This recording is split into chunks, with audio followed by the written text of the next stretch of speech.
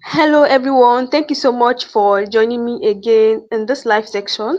So let us actually take a look at what Barrister Maxwell Okpara have to say about Mazi Nnamdi Kanu. He was telling us that Mazi Nnamdi Kanu leads through influence and never through manipulation. That he is a man that is not fearing anything. So he's a human rights activist and also a lawyer. So he has told us some tactic issues surrounding the trial of Mazi Nnamdi Kanu. Now, he was also talking about why Simon Ekpa cannot be extradited. Now, he also highlighted some heartbreaking stories of countless young Nigerians languishing in correlation facilities across the country, while he also talked about many people who their human rights have been denied, like who the CGM, many people that the Chief Justice of Nigeria have denied their human rights, their freedom of movement, and any other. So Barrister Maxwell Okpara has built a reputation for challenging institutional overreach and advocating for the rule of law in Nigeria. He has also been vocal about the misuse of police resources, urging the withdrawal of officers from VIPs to improve public security. He's also a legal team of Mazi Nnamdi Kanu and speaks about human rights abuse, detention, and fair hearing. So, guys, I want you guys to let's really take a look at what Barrister Maxwell Okpara have to say about Mazi Nnamdi Kanu's detention. So, guys, take a look at this, and I will Gave me a rise job back. to do for him. I did that job. They paid him 120 million naira. He gave me only 17 million. I said thank you because I never expected that. After 6 months, he was asking me whether I can get 200,000 naira from me. Ask what happened. It's the PA that told me that he squandered that money. In fact, the one that even pending, he sent the girlfriend to Dubai to go and do surgery so that the breast will not fall. It's investment. It depends on how I use my own to complete my wife's school. So it depends on what you want to invest. So that they have given us that human right and decided to mess up with our own. Whom do you blame? And I want to also tell you, because thank God that you brought out this. Tell me any developed country, I will tell you the level of human rights there, how they appreciate human rights there. Human rights is predicated on democracy, predicated on rule of law, it's predicated on fairness. So when we are talking about human rights, that is the term that distinguish Maxwell Okpara and Femidi from animal. Otherwise, we are all animal. So they say human rights. You don't have animal rights. Even if you have animal rights, it has a limitation. So that's why you can go to Zuba, but the goat that you see that will be alive in the next 5 minutes is dead. They burn everything, cut it, pack it for you, you put it inside the fridge and start eating. You cannot kill a human being like that. So it is human right. If you're a dog, if you want to, as you expected visitor here, if you have a dog, you put your dog and chain your dog. You cannot chain a human being like that. You can chain a goat, you cannot chain a human being like that. So let me use your phrase, the word chain. Do you think when certain individuals of interests, public interests, are in custody or being accosted in any mannerism, and I do say any mannerism, including military, including spy-like, or in any other form that has existed through various mechanisms of various kinds of government, do you think it's a violation of their rights if in such instance the person is of public interest? Where there is a right, there is a remedy. In every right, there must be an exception. Exceptions are there under Section 46. What are the exceptions? Remember that you have a right to life. Yes. But once you kill somebody, that your right to life will be taken from court. Because if you kill, you shall be killed. Remember that you have a freedom of movement. You cannot just move into Femidi's studio anyhow. That's one of the exceptions. You have a right of movement of expression. You cannot just wake up as you have given this opportunity and start calling people's name, calling people that they are criminals. And when they ask you, say, I'm expressing my right of expression. No. There must be a limit to anything. When you say that you have there are some people in Kuje prison. A couple of days ago, were there in Kuje prison with CJN, with CJ of FCT, who were there for prison visit to look at their matter. There's some people that are there. Their right of movement has been taken away by courts. Their right of movement has been taken away by law enforcement agents. Now, but when you are taking somebody's right, a client of mine was briefed the day before, last week. Okay, today is Friday. That was on Monday. You said that somebody took the company. You arrested him there in Port Harcourt, 20th September 2024. You kept him. As I speak to you, still there in the police. Doing what? It's gross violation of rights. Investigate, take him to court, let court convict him so that he will know that, yes, he has exercised that his right of facing the court. Keeping him there. So that's please, I'm taking police to court. Which makes me come back to what you had mentioned, the limit to what you can say. Would you say, for example, Nnamdi Kanu, the build up to the situation where we have him facing legal proceedings now, and I'm taking you way back into the era of his broadcast, era of his dissemination of certain kind of information, which is classified as a breach of national security. Do you think it violated the rights of the country, a country like Nigeria, with the kind and choice of words he used in expressing his opinions, his views, and one would say his rights? Well, I may not go into that particular issue on the following reasons. One, I'm a member of the legal team. I'm not only a member of the legal team, I'm the oldest lawyer in this Nnamdi Kanu's legal team. All the people that I started handling this matter since 2014, 15, they have all left. All the new lawyers there now, they met me there. Why did they leave? It's a choice. Either you live on your own or Nnamdi Kanu message. Please excuse yourself. You're not giving me what I want. So I don't want to go into that. Now, secondly, the trial is ongoing. And in our ethics, once a matter is in court, you don't speak about it. But I must say, I doubt whether there is any part of Europe that I have not stepped in my leg. And not only stepping in my leg, I have interacted with most of them. I'm a member of International Bar Association Human Rights Committee. We travel almost every 2 months. And when you see what is happening in other nations and compare with what is happening in your own, you feel ashamed. Femidi, last year, November, we went to Mexico for IBA conference. And we are discussing about Human Rights Committee in my own section. So when you want to speak, you take mic, you introduce yourself. And fortunately for me, I was happy. The Fabemi SAN, the Attorney General, was there.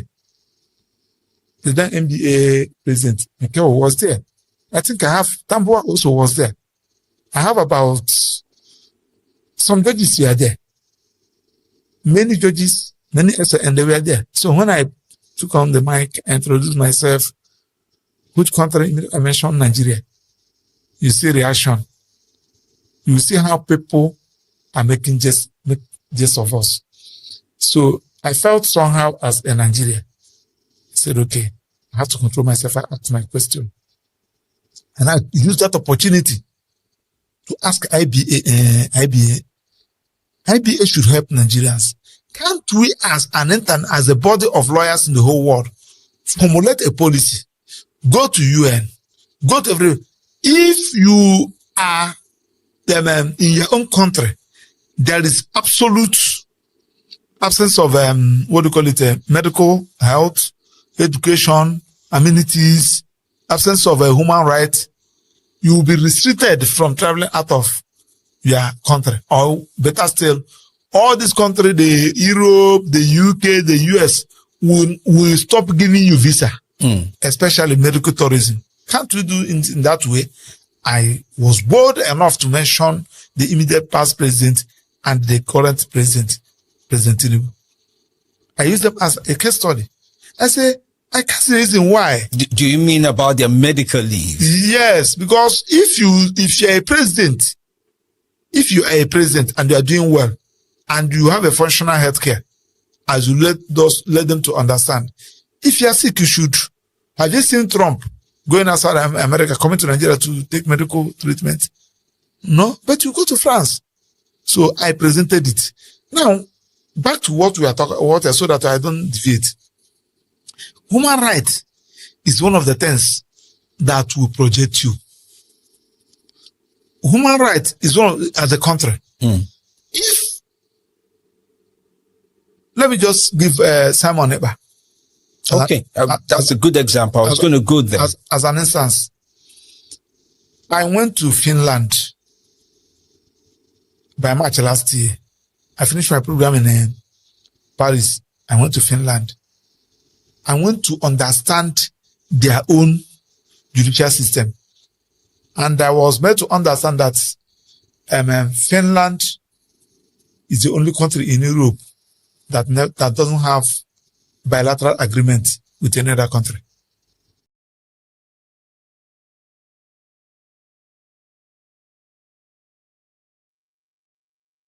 So guys, if you take a look at what Barrister Maxwell Okpara have to say about human rights in Nigeria, you're going to know that our rights in Nigeria, the Nigerian government want to seize our rights from us.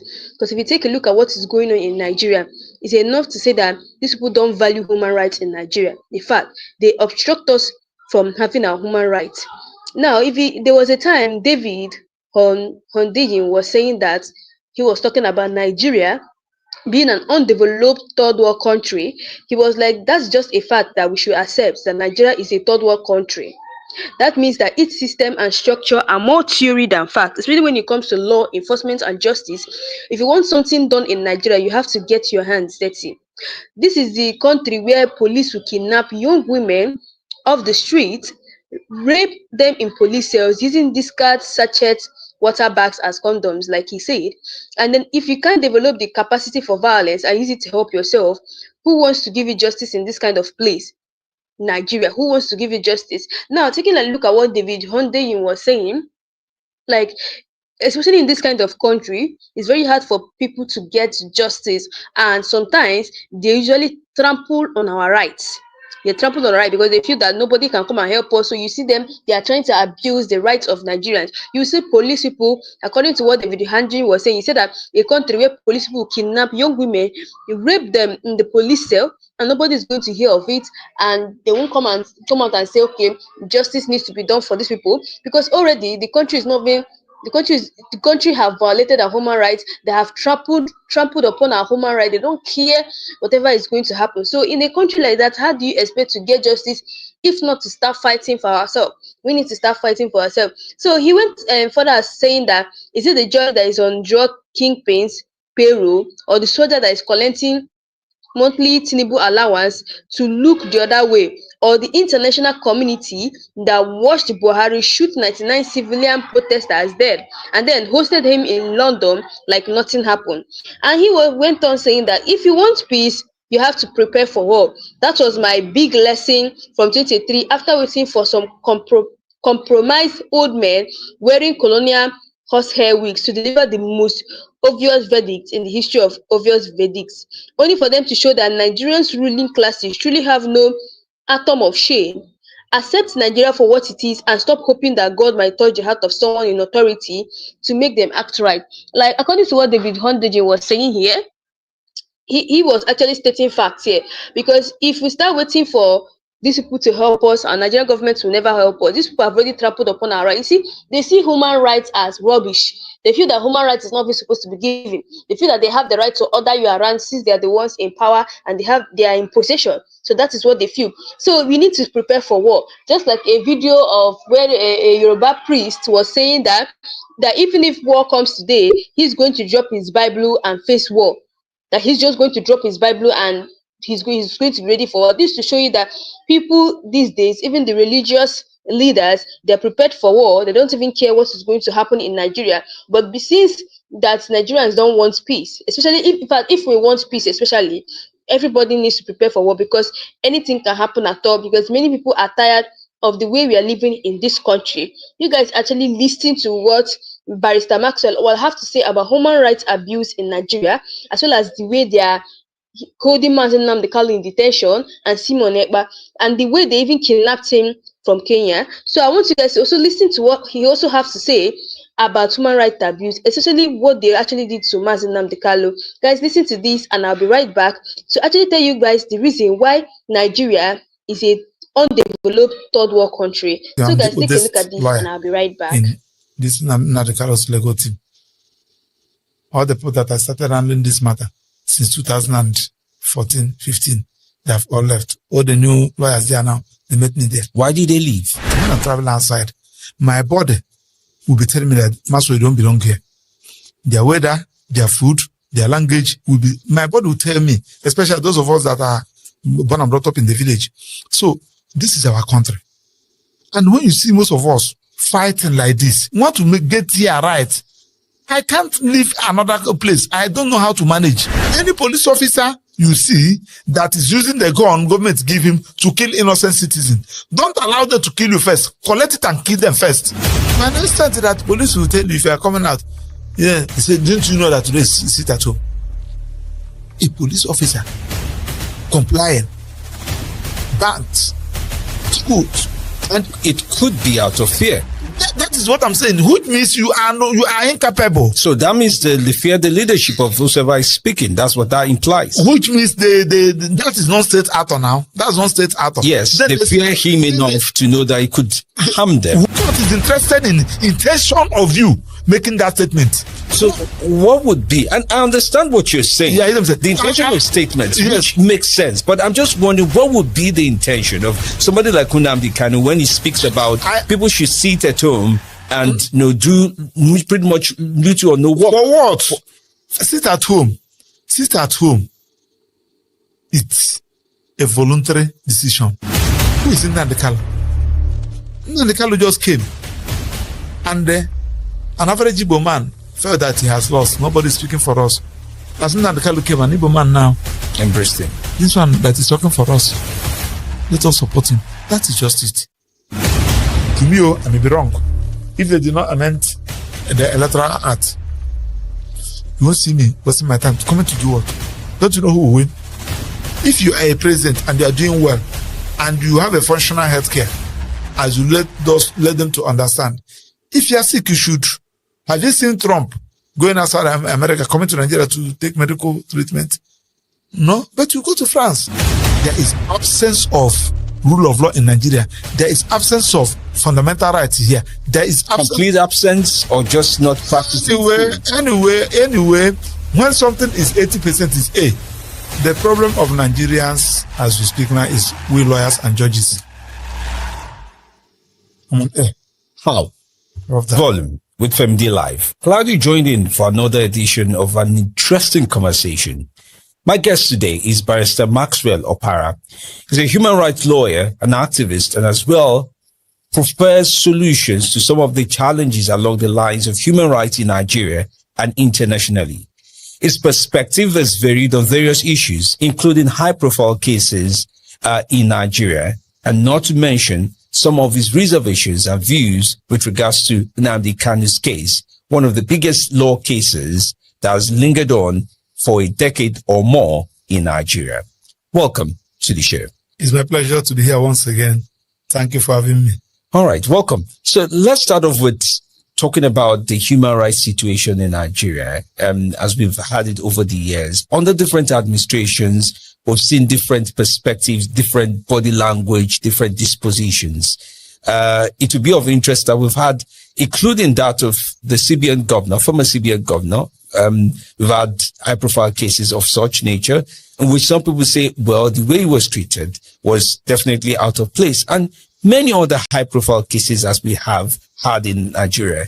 But then, at the baselines, also low-profile cases that we have in Nigeria in prisons that are either not documented or known. Give us a perspective of how Nigeria has fared when it comes to human rights issues thus far. Well, the issue of human rights is something that cannot be overemphasized. The human rights started from the time of creation by God himself in the Garden of Eden. God knew that Adam has committed the offense. God also knew that Eve has committed offense. It is obvious, the evidence are there. But he still gives them that power to exercise that right. And the number one human rights activist, as far as Maxwell Okpara is concerned, is God.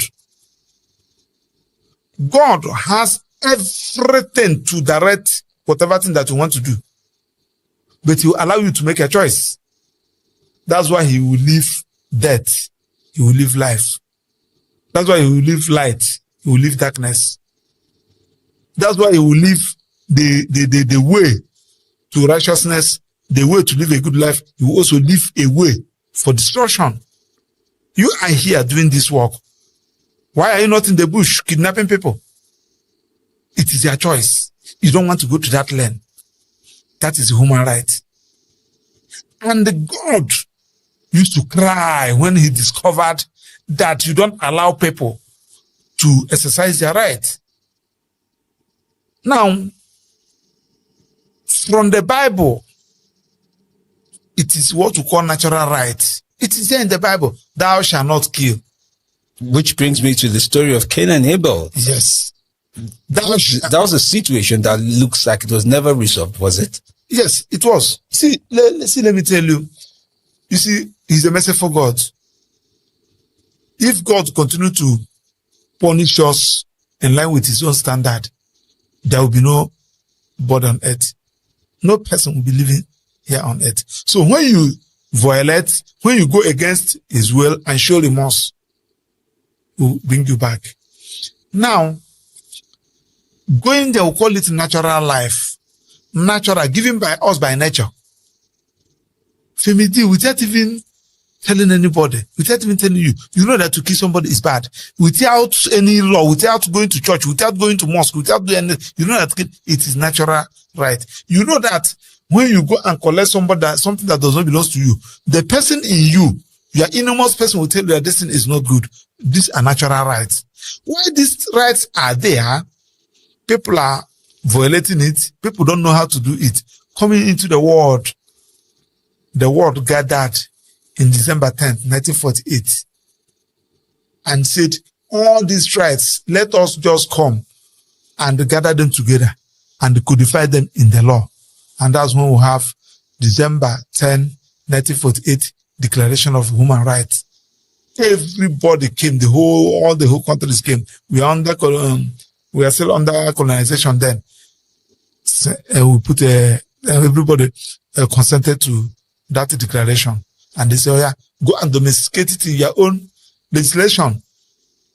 We have had a lot of constitution, Macpherson Constitution, Richard Constitution. I can go on and on. Then when we come to 1960, when we have our independent constitution, it was documented, it was included. We have 1963 Republican Constitution. Those rights were there. We have 1979 Constitution, which Obasanjo used to swear Shagari in. Those constitution, those rights were there. We have 1989 aborted Constitution. It was also there. Now, when we now come to this particular republic where we are now, 1999, which Abu Salami used, the 1999 Constitution, which Abu Salami used to swear Obasanjo in, all those rights are there, and you see them in chapter 4. From section 33 down to 46, all those right to life, right to dignity of one person, freedom of speech, freedom of expression, all those rights are there.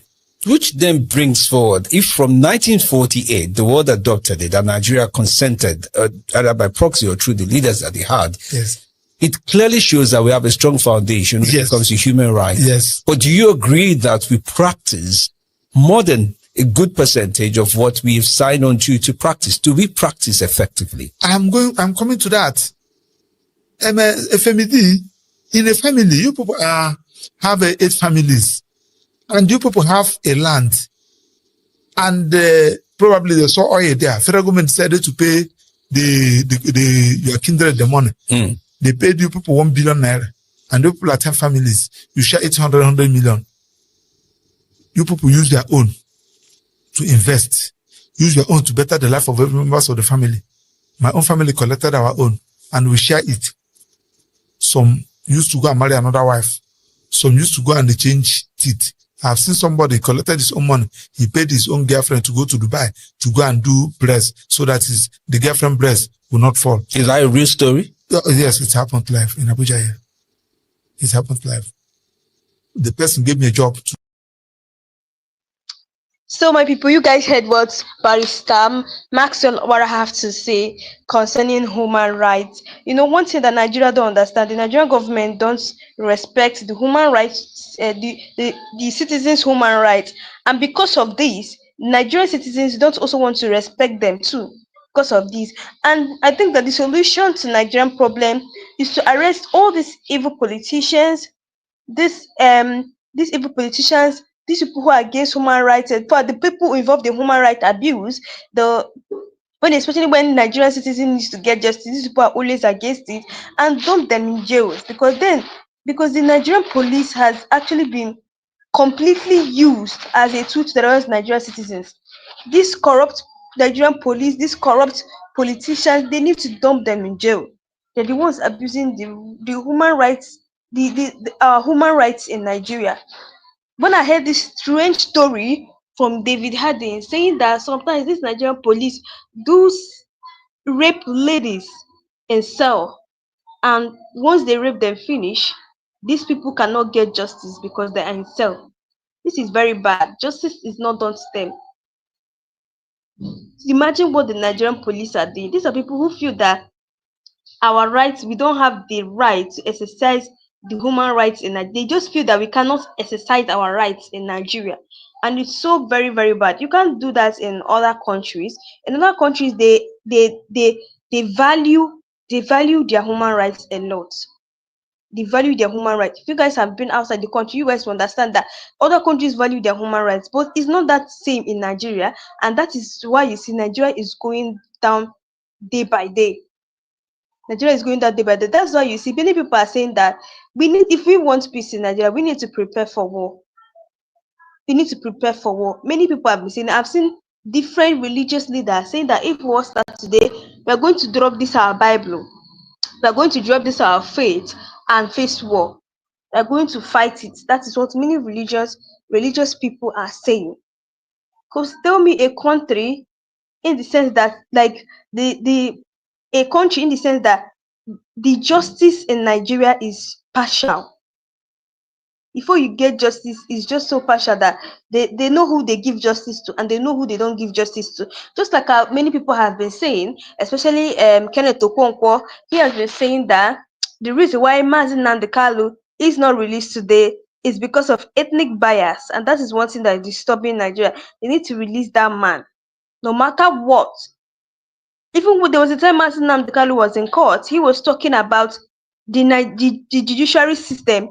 Many journalists, many people, even those judges in the court, don't even know so much things about the Nigerian justice system. They don't know anything about it. I want you guys to just listen to what Kenneth Okonkwo have to say about why mazi Nnamdi Kanu is still in detention today because of ethnic bias. Guys, I want you guys to just take a look at this video and I'll be right back so that you guys will actually listen to what Maxwell Okpara have to say about mazi Nnamdi Kanu's trial. So guys, take a look at this and I'll be right back. Has not done anything that other people from other zones have not done. We know about Sunday Igboho, of the Yoruba nation agitator. We know of the Boko Haram people that say they want a different country where Western education is an abomination. These people have been released. Not just that they have been released. In the case of Boko Haram, they've been re-assimilated to the society, given plum jobs, even in our military. They've been given money and been resuscitated, reconciled, and rehabilitated. Why is Nnamdi Kanu's case different? There is an ethnic and some unnecessary bias that is keeping that man in jail. The government should be wise enough to release this man. You can use the Julian Assange option if you don't want to say you are losing face. You can release him conditionally, you can release him unconditionally. As a lawyer, I've watched the legal issues very clearly, and I saw that even in the courts, from the High Court to the Supreme Court, there are discordant tones amongst them. Even in the issue of bail, some of the tier of the courts are granted him bail. Even in the issue of the charges, some tier of the court had quashed all the charges. So you can see that the government has a lot of places it can stand to release the young man and bring peace to the southeast. He is now more like a political prisoner. I tell you something, the longer Nnamdi Kanu is in prison, the taller he becomes, and the shorter the government becomes. They should take the intelligent way out of this and release him like they did to other people. Rehabilitate him and reconcile him as they are reconciling Southeast completely to the nation.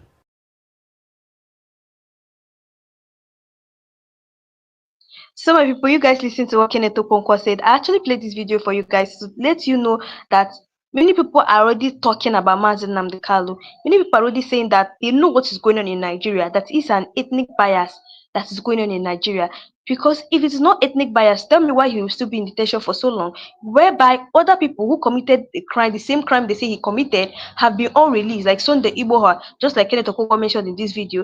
He was being released, and his own case was that he was also a Yoruba nation agitator. Many people want their own nation. Even these Boko Haram people, they're still saying that they want their own. They actually want to take over. But now, Sunday Igboha was actually found with a gun in his own trial. Something that, okay, we can say his matter went far. They can actually implicate him. Even this Fulani leader, Mela Alali, you guys know this Fulani leader, Mela Alali formed his own group. When I mean Mela Alali formed his own group, is that he wrote his own group and called it Fulani group that can be able to protect these Fulani terrorists in the farm. He formed his own group, just like Mazi Nnamdi Kanu formed Eastern Security Network.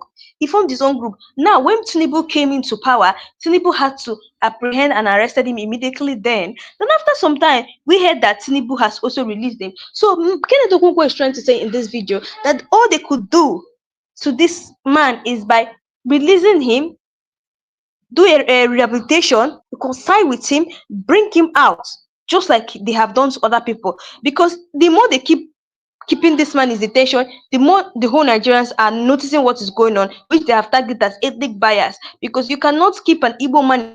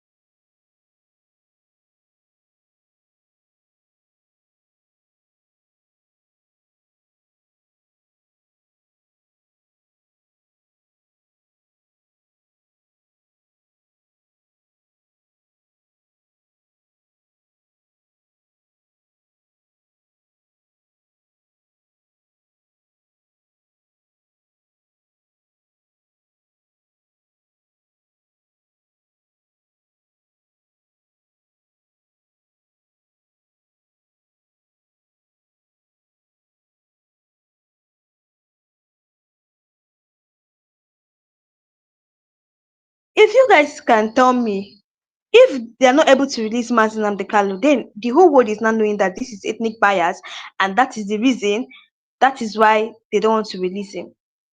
I was even surprised that mazi Nnamdi Kanu was actually teaching these people their rights. That's the Nigerian judiciary system, the CJN. He was teaching them their rights in the court. These people don't know anything they're doing there. Even someone who is not even a lawyer knows more about the Nigerian law than them. I want you guys to just listen to this video of where mazi Nnamdi Kanu was seen talking about the rights of Nigerians, as well as what the Nigerian judiciary don't know.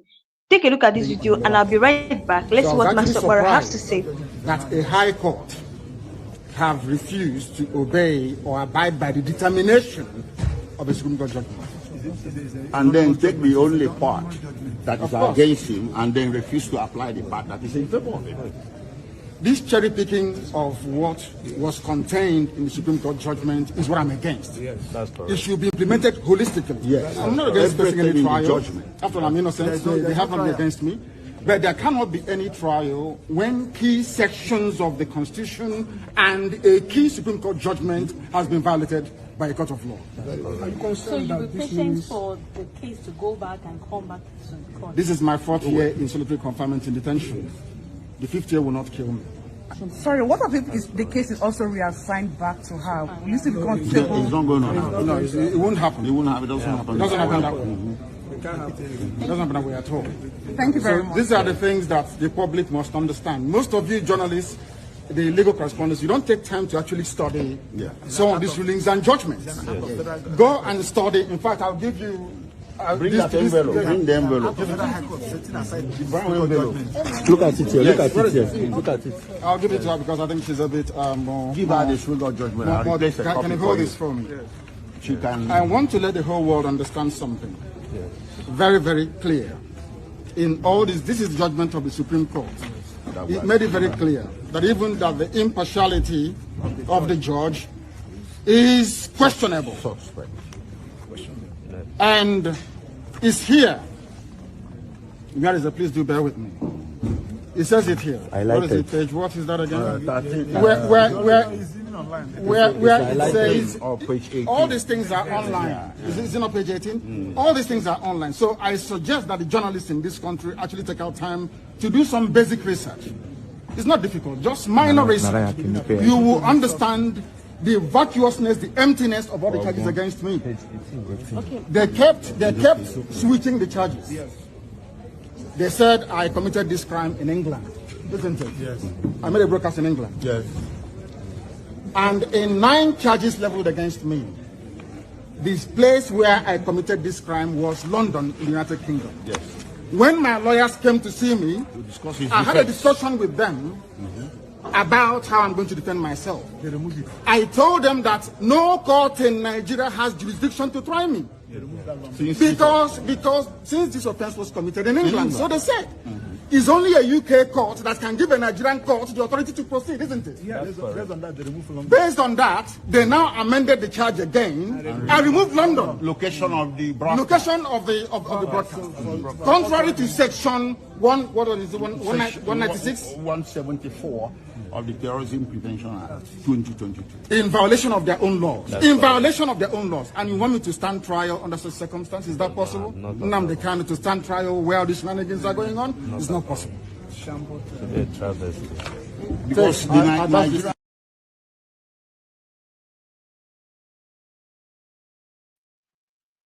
So guys, you guys have listened to what mazi Nnamdi Kanu said there. You know, one thing with the Nigerian justice system is the impartiality that they are doing. It is actually very bad. That is the reason why you see our human rights are actually being trampled upon. Everybody is trampling upon our human rights, both the Nigerian judiciary system, both the police, both the forces. They don't believe in human rights, and that is what we Nigerians are suffering day by day. Sometimes I keep wondering, even mazi Nnamdi Kanu knows the law more than the Nigerian judiciary system. If they can't do what the law tells them to do, then what are they doing in court? Do you know how many times that this man has been acquitted by the Nigerian court, where they have told them to release mazi Nnamdi Kanu, but still they keep holding him on trial, they keep holding him on detention. There are many times that they have asked them to release mazi Nnamdi Kanu, they shall acquit this man, but still they keep detaining him. This is to show you that these people don't respect the rule of law. if they can't respect the rule of law, in fact, the people in power don't even respect the rule of law. If the people in power cannot respect the rule of law, is it not the constitution that they're going to respect, or is it even the our human rights as we as citizens of Nigeria that they're going to respect? This is actually so bad, like what we Nigerians are facing in this country. So, guys, let us take a look at what Maxwell Okpara still have to say about human rights abuse as well as Simon Ekpa's extradition. So, guys, take a look at this, and I'll be right back. What am I trying to say? So when they say that Finland are going to extradite Nnamdi Kanu, I look at them and laugh. But Finland is part of EU, and I presume when you're part of a body, you're subject to some of the laws and regulations around that body. That will not stop you from being a sovereign state. You are still a sovereign state. You know what is good for you. And as a matter of fact, international law is what I research on it in my PhD. Okay, but I still want you to finish your point about Finland and their laws and why they will not extradite Simon Ekpa. So that's where I'm coming. So in the course of my research during my PhD, I discovered that extradition is a very serious law. And one of the things they consider, you are a number one Boko Haram known in Nigeria. You have destroyed life. You have destroyed property. Now you have run into a particular country. Let me just use Kenya as an instance. And you are caught there as a fugitive. The extradition law said Kenya people will now apply the country, assuming that you're in Nigeria, you apply to Kenya, telling them that this particular person, Mr. A, is a terrorist. We are looking for him. Now, Kenya the law said upon receiving your application, yes, they will arrest the fugitive. And they took the fugitive and take the fugitive to their own court, that with jurisdiction. Example, if it's Nigeria Federal High Court. Now you attach the investigation report in that application. You attach the charge you have preferred for the person. You attach everything, evidence. But if that is the scenario, I'm just thinking of Interpol also being involved. I am coming. Yes. So they're working together. Because remember that it's Interpol that will still come and pick the person. So when you now attach all these documents, the law said, extradition law said, upon seeing all these things with your evidence, they will now approach court. The court will now ask the person, fair hearing, you committed this offense. Tell us the reason why we should not take you to your country, or to the country in question, for you to go and face a trial. After hearing from you, the next step is, one, to check that country whether there is human rights there. I thank God that you brought in this issue, and I believe that our leaders will hear it. They will check the level of human rights there. If you are the country that observe human rights, that one is one. They will not check whether your life will be protected there. After checking that your life will be protected, they will not check whether you have justice there.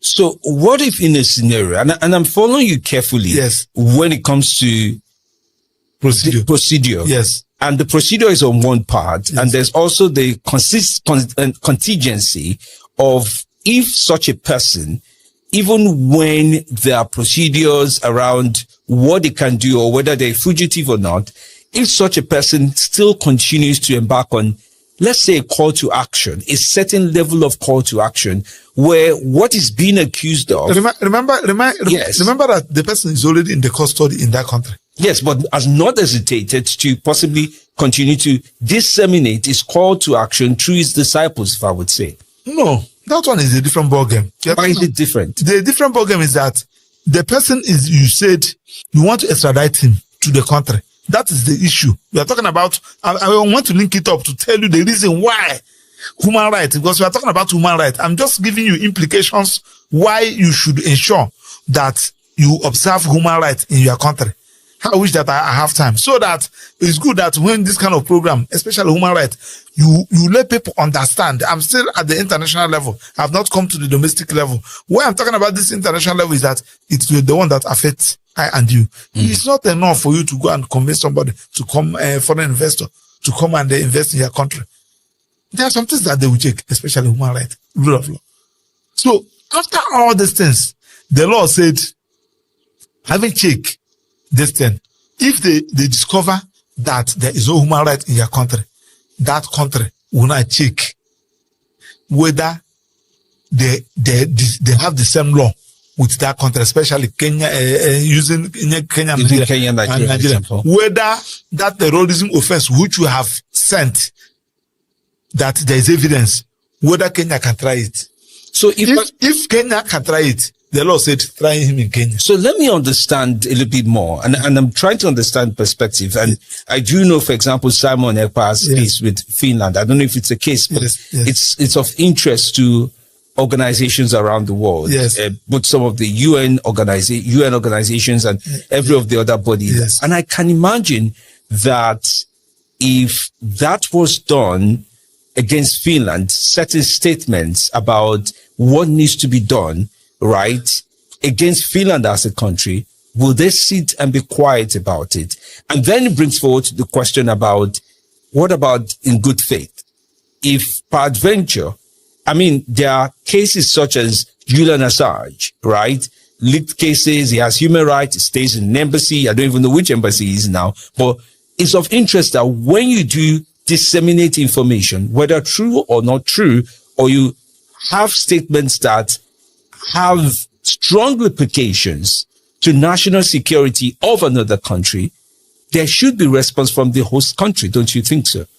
And Femidi, we're talking about law. We're talking about the rule of law. Femidi, do you know that if we go out here and go for bid, we saw armed robbers killing people alive. The judge saw the armed robbers kill the person with the AK-47. The Attorney General saw it. The Nigerian Association saw it. Everybody witnessed it. Evidence are there. The law said the procedure must be followed. You must get him arrested. That's what we are talking about law. You must get him arrested. Not only getting him arrested, you must subject him to investigation. Police will investigate him. He will write a statement. After writing statement, he will bring his own lawyer to give him fair hearing. After giving him fair hearing, you arraign him in that court. Remember that the judge, when he was going to work, witness everything. Yes. The judge will allow prosecution to prove his case. Femidi, do you know that when you go to court and the man said, guilty or not guilty, I'm guilty, convict me. The law said, the judge, you cannot convict. Prosecution, prove your case. I don't know whether you're getting what I said. I do follow you. The law will say, prosecution, prove your case. And if you charge him for armed robbery and murder, and there is 4 elements for you to prove murder, there's 4 elements for you to prove armed robbery. If you prove 3.5, if you do not prove the other half, you'll be set free. Remember that he has accepted, he has pleaded guilty. Court will say, prove your case. And where he failed to prove all those elements, court will change that he's guilty to no guilty. So despite the fact that the person on trial says, I am guilty, you prove it. The prosecution has to prove it. You must prove it. And if they can't prove it completely, the judge will rule against it. We convert that he's guilty to non-guilty and discharge him. It brings me forward to the question of one of the arrests in the country as we have it going on, including Nnamdi Kanu, which you one of the do you know why I'm giving you this instance? Yes. Do you know why I don't want to bring Nnamdi Kanu's own? Because it's on trial. But I'm giving you a scenario that is related to that. Oh yes, I understand the scenario game, and I do believe the others are following through. So people want Simon Ekpa to come down here and face his trial. That's what people, that's majority. That is the question. Now, tell me the reason why Finland refused. The woman who was the ambassador of Finland that time, when they met him, he said Nigeria should do their own. Nigeria, nobody is happy. I'm living in Nigeria here as an ambassador of Finnish government to this place. But Nigeria should do their own. What is their own? The first time they took Nnamdi Kanu to court in their own, Nnamdi Kanu brought only 2 judgments. Look at the 2 judgments. Court ordered that some.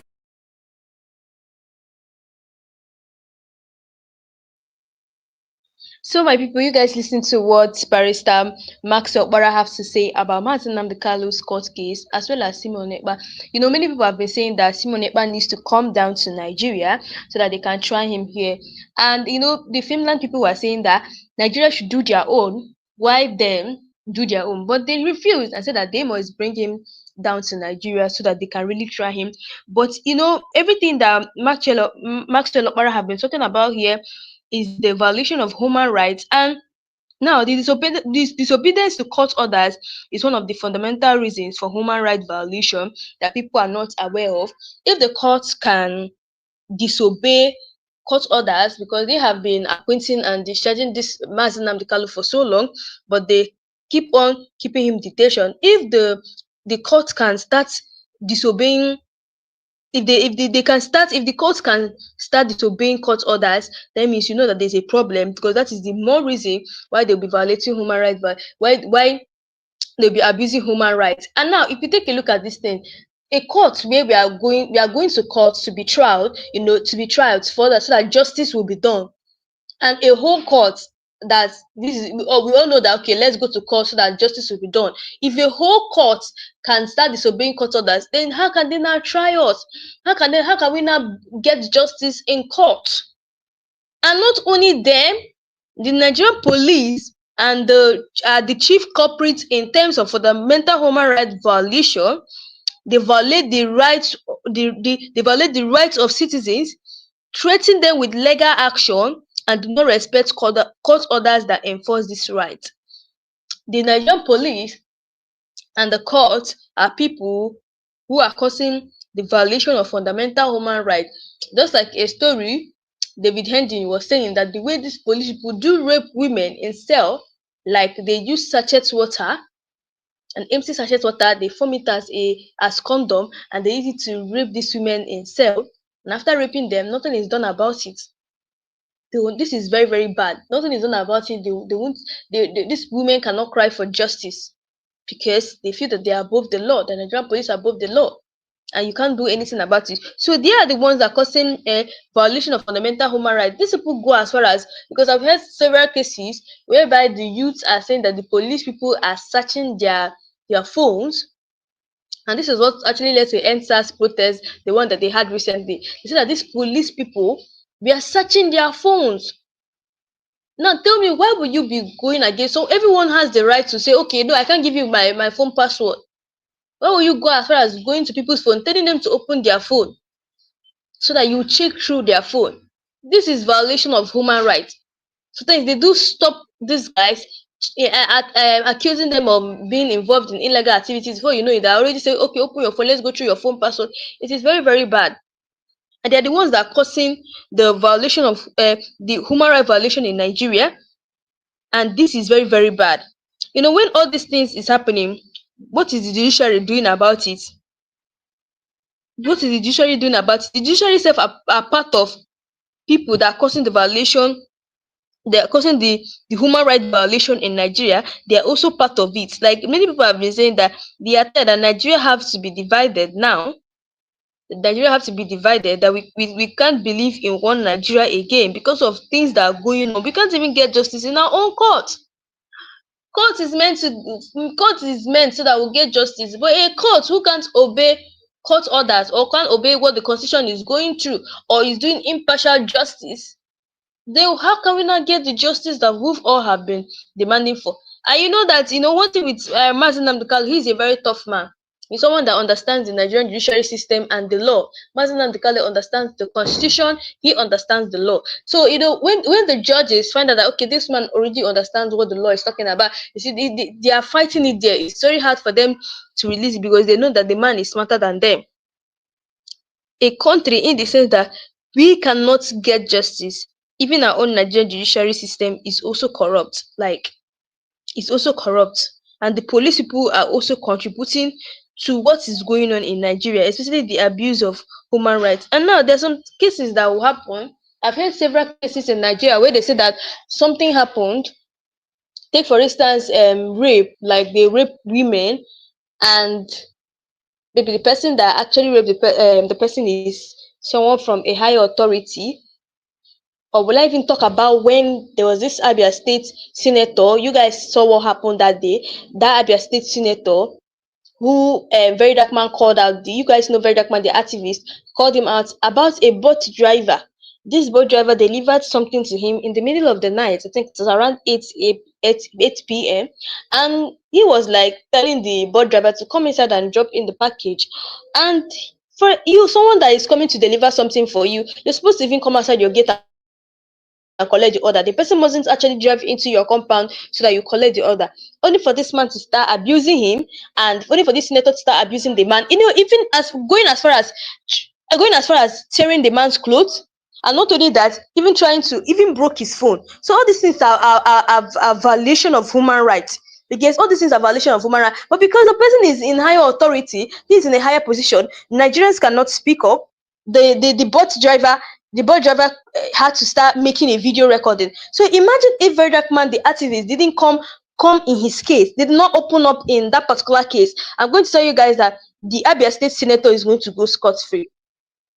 He's going to go scot-free. But because of Very Dark Man, the activist, has to come out and start making a video about it, condemning what the Abia State senator did. I'm telling you guys that if they didn't do that video, if Very Dark Man didn't talk about it, that Abia State senator is going to go scot-free. It's just going to go free like that after violating someone's human rights and abusing the person. So you see, when they tell you guys that it's just as if this kind of country we are, Nigeria, is the country in the sense that the rights of citizens here are being violated and abused, because especially it is being abused and violated by people in power. They're not the people that are abusing it. Like many Nigerians are tired of this particular issue, and it is even worse. It is worse but in the side of the police and the Nigerian judiciary system. And one thing that is the uncomfortable truth about Nigeria that many people have refused to understand is that the system is designed in a way that rewards criminality and ensuring the worst rule over the best. That these people are actually designed in a way that they so much love criminality. In fact, they reward criminality. Anything that is going on in Nigeria that is bad, the Nigerian system is designed to endorse it. It's designed to reward such a thing. And also, poverty is actually weaponized in Nigeria. The hardship in this country is very international. I don't know why, but poverty is so weaponized. Many Nigerians are suffering day by day. You guys need to go to different places. You find out that people are really suffering in this Nigeria. Many people are really suffering, but what is our Nigerian government doing about it? Nothing is really done about it. Now, Fulani people are not indigenous to Nigeria, but they have managed to politically swallow up and dominate the Hausas. These are painful truths that people don't want to understand. That Fulanis they're not indigenous to Nigeria. They're not indigenous to them, but they have managed to politically swallow up and dominate the Hausa people. That's what the same thing that Nnamdi Kanu has been warning about for so long, that Fulani and Hausa, you guys are not the same. You guys don't have anything in common, but the Hausa people have led to dominate them, saying that they are one. Now, there is the same people, Hausa people, that are now crying out like day by day, saying that we are tired, that these people are Fulani terrorists has finished us in this so-called Nigeria. And that is one thing that they refuse to listen.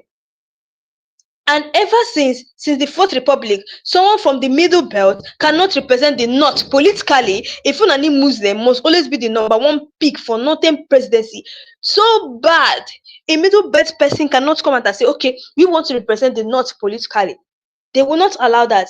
Is it one thing that is killing the Northerners is that they have this ethnic bias, and that is one thing that is killing the day by day, and they have not come to realize where the problem is coming from. Because since the Fourth Republic, they have always been saying that Middle Belt cannot represent them. They always go as far as picking a Fulani Muslim to always represent them in Northern presidency. And every day by day, when once they pick their leader, they will come out and start crying to us day by day. So bad. And now, Islamization agenda is now real because they're not trying to convert this country into Islamic region. That is what they're not trying to do. They're not trying to convert Nigeria into Islamic region, which is so bad. Which is so bad. Everybody has the right to religion. Everybody have the right to choose their own religion. You cannot come out and tell me that okay, because you're not a Christian, we can't allow you, or because you're not a Muslim, cannot allow you to do some certain things. God, like this is what a Benue clerk was saying, reporting to the United States of America, where he was saying that what is going on in Nigeria now is very bad, in the sense that they're not, if you're not an Islamic person, or if you're not a Muslim, they will not say that they're going to kill anybody who is not Islam. And it is very bad. Just like we've been saying that, like this, there's been this story that Sarah reporters posted where they said that a young lady by name Zainab, who converted to Christianity, and before you know it, the Islamic people said that she's going to face Sharia court, she's going to face Sharia court for turning to Christianity. This is so bad. Like a whole lot going on in Nigeria. A whole lot going on. And the major purpose of the Nigerian army and police force is to subject and control the South. That is just the raw truth that people don't understand. That is just the raw truth. And the Northerners don't like using their head. Even come this election 2027, you will still see them. They will come and start voting from their side, because they feel that their side can rule them well. But they've not ever thought of this thing, that for the last how many years now, for the past how many years, their people have been ruling. But what change have it done to Nigeria? What change has Nigeria gone? Where is the change? Ever since their people have the ruling, they don't really think about that part. But all they know is that their people must rule. So guys, let us still take a look at what Barrister Maxwell Okpara still have to say about Nnamdi Kanu trial. So guys, take a look at this, and I'll be right back.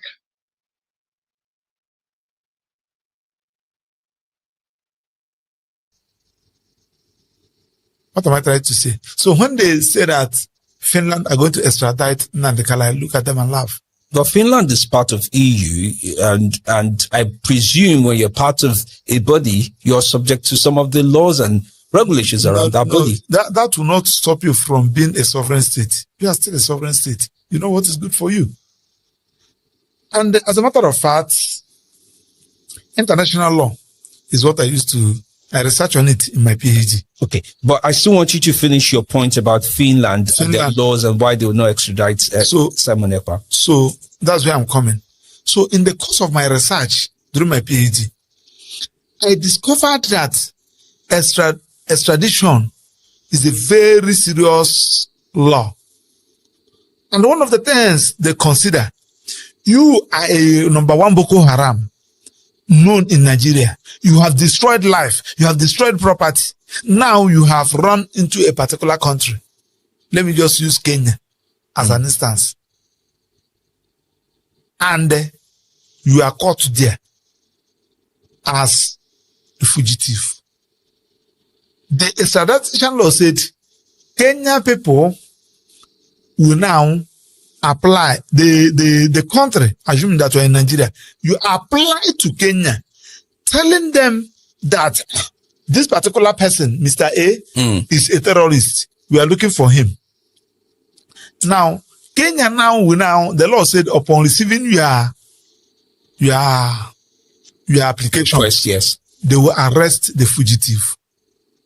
And they took the fugitive to their own court, that with jurisdiction. Example, if it's Nigeria Federal High Court. Now you attach the investigation report in that application. You attach the charge you have preferred for the person. You attach everything, evidence. But if that is the scenario, I'm just thinking of Interpol also being involved. I'm coming. So they're working together. Because remember that it's Interpol that will still come and pick the person. So when you now attach all these documents, the law said, extradition law said, upon seeing all these things with your evidence, they will now approach court. The court will now ask the person fair hearing. you committed this offense. Tell us the reason why we should not take you to your country or to the country in question for you to go and face a trial. After hearing from you, the next step is, one, to check that country whether there is human rights there. I thank God that you brought in this issue, and I believe that our leaders will hear it. They will check the level of human rights there. If you are the country that observe human rights, that one is one. They will not check whether your life will be protected there. After checking that your life will be protected, they will not check whether you have justice there. So what if in a scenario, and I'm following you carefully, yes, when it comes to procedure, yes, and the procedure is on one part, yes, and there's also the contingency of if such a person, even when there are procedures around what they can do or whether they're fugitive or not, if such a person still continues to embark on, let's say, a call to action, a certain level of call to action, where what is being accused of... Remember that the person is already in the custody in that country. Yes, but has not hesitated to possibly continue to disseminate his call to action through his disciples, if I would say. No, that one is a different ballgame. Why is it different? The different ballgame is that the person is, you said you want to extradite him to the country. That is the issue. We are talking about, I want to link it up to tell you the reason why human rights, because we are talking about human rights. I'm just giving you implications why you should ensure that you observe human rights in your country. I wish that I have time, so that it's good that when this kind of program, especially human rights, you let people understand. I'm still at the international level. I've not come to the domestic level. Why I'm talking about this international level is that it's the one that affects I and you. It's not enough for you to go and convince somebody to come, a foreign investor, to come and invest in your country. There are some things that they will check, especially human rights, rule of law. So after all these things, the law said, having checked this thing, if they discover that there is no human right in your country, that country will not check whether they have the same law with that country, especially Kenya, using Kenya and Nigeria, whether that terrorism offense which you have sent, that there is evidence, whether Kenya can try it. So if Kenya can try it, the law said try him in Kenya. So let me understand a little bit more, and I'm trying to understand perspective. And I do know, for example, Simon Ekpa's case with Finland. I don't know if it's a case, but it's of interest to organizations around the world. Both some of the UN organizations and every of the other bodies. And I can imagine that if that was done against Finland, certain statements about what needs to be done, right, against Finland as a country, will they sit and be quiet about it? And then it brings forward the question about, what about in good faith? If peradventure, I mean, there are cases such as Julian Assange, right? Leaked cases, he has human rights, he stays in an embassy. I don't even know which embassy he is now, but it's of interest that when you do disseminate information, whether true or not true, or you have statements that have strong implications to national security of another country, there should be response from the host country. Don't you think so? And Femidi, we are talking about law. We're talking about the rule of law. Femidi, do you know that if we go out here and go for bid, we saw armed robbers killing people live. The judge saw the armed robbers kill the person with the AK-47. The Attorney General saw it. The Nigerian Association saw it. Everybody witnessed it. Evidence are there. The law said the procedure must be followed. You must get him arrested. That's what we are talking about law. You must get him arrested. Not only getting him arrested, you must subject him to investigation. Police will investigate him. He will write a statement. After writing statement, he will bring his own lawyer to give him fair hearing. After giving him fair hearing, you arraign him in that court. Remember that the judge, when he was going to work, witness everything. Yes. The judge will allow prosecution to prove his case. Femidi, do you know that when you go to court and the man said, guilty or not guilty, I'm guilty, convict me.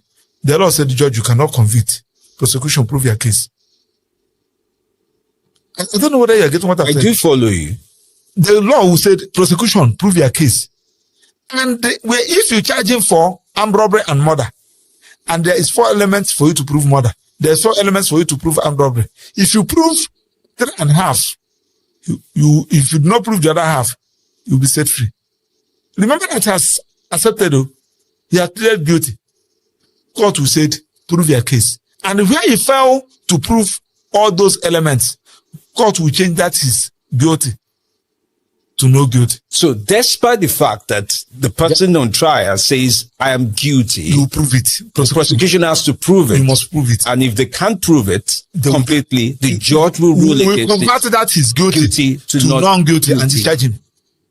It brings me forward to the question of some of the arrests in the country as we have it going on, including Nnamdi Kanu, which you one of yes. Do you know why I'm giving you this instance? Yes. Do you know why I don't want to bring Nnamdi Kanu's own? Because it's on trial. But I'm giving you a scenario that is related to that. Oh yes, I understand the scenario game, and I do believe the others are following through. So people want Simon Ekpa to come down here and face his trial. That's what people. That's major. That is the question. Now, tell me the reason why Kenya, Finland refused. The woman who was the ambassador of Finland that time, when they met him, he said Nigeria should do their own. Nigeria should. Nobody is happy. I'm living in Nigeria here as an ambassador of Finnish government to this place. But Nigeria should do their own. What is their own? The first time they took Nnamdi Kanu to court in their own, Nnamdi Kanu brought only 2 judgments. Look at the 2 judgments. Court ordered that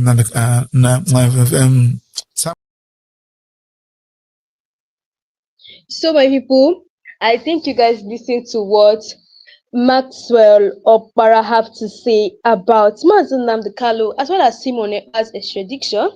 The way that the Nigerian people have been asking that they bring Simon Ekpa back to Nigeria so that he can do his trial in Nigeria. But according to what he said here, he said that Finland already said that Nigeria should take over, as Nigeria should be doing their own.